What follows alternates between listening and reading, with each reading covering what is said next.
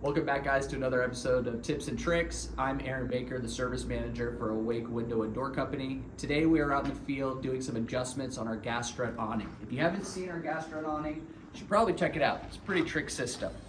We're going to be relocating the strut mount points on the jamb here to give our customer a full 90-degree open. Go. So today on the gas strut awning, we are going to be doing some adjustments for our customer. They desire to have a 90-degree open on their gas strut awning.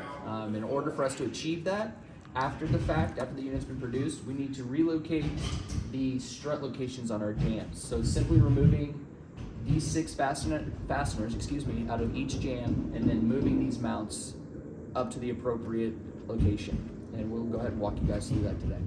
So you can see here, removing these 6 Phillips fasteners that hold the strut mount bracket in location on the jamb.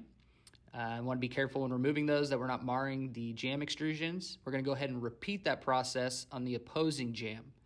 We encourage when doing this that you have the sash supported in the open position. Here we use an 8-foot ladder and an extra set of hands as extra precautionary or safety measure to make sure that our technician was safe while performing this remediation.